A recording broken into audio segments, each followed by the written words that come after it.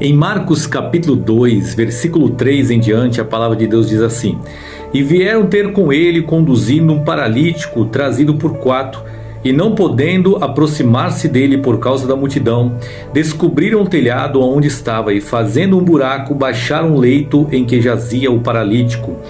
E Jesus, vendo-lhes a fé, disse ao paralítico: Filho, perdoados são os teus pecados. Olha só que palavra gloriosa.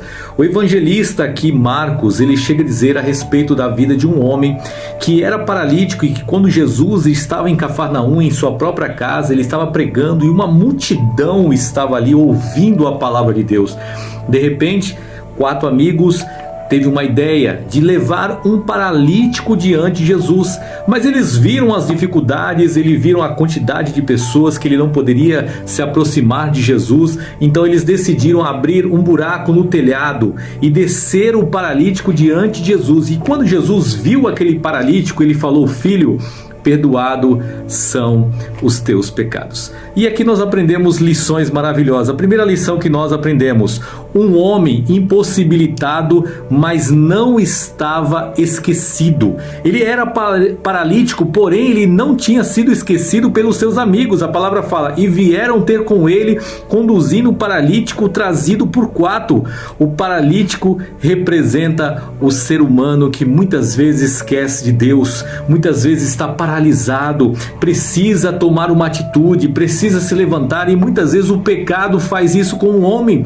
Ele impede do homem caminhar, de prosseguir, de avançar, e Deus está falando com você: levanta-se, porque eu tenho um projeto grande em sua vida.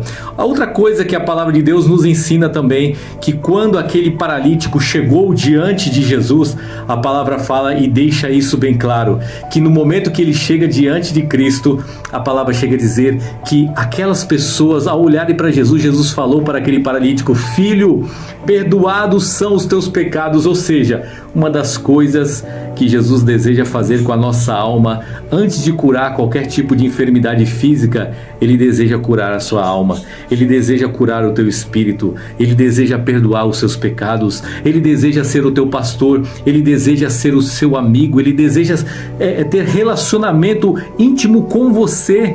E a palavra também fala que Jesus, vendo-lhes a fé, ou seja, a fé que Jesus vê. Olha só, Jesus, vendo-lhes a fé, disse então ao paralítico: perdoados são os teus pecados. A fé estava naqueles 4 amigos. Quantas vezes Deus levanta pessoas para estar ao nosso lado? A palavra fala assim, que há amigos mais chegados do que irmãos. Sabe por quê? Porque Deus coloca pessoas ao nosso lado muitas vezes para nos aproximar dele. Deus quer usar você. Muitas vezes você está ali paralisado, mas Deus quer tirar desse estado de paralisia e fazer com que você seja como aqueles 4 amigos. Levem pessoas à presença de Jesus.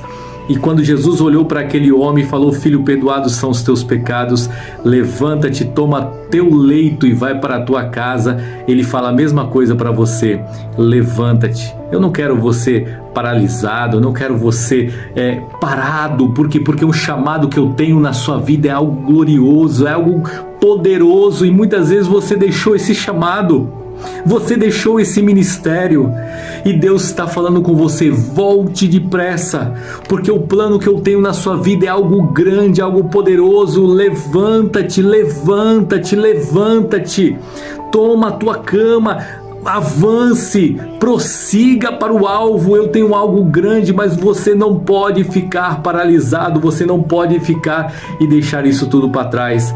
A palavra que Deus fala para você no dia de hoje é essa: no momento que aquele paralítico teve encontro com Jesus, Jesus não somente curou a enfermidade dele, que foi a paralisia, mas também perdoou os seus pecados. E no momento que ele perdoou, ele falou: levanta-te, vai para a tua casa, porque o teu testemunho agora irá glorificar a Deus.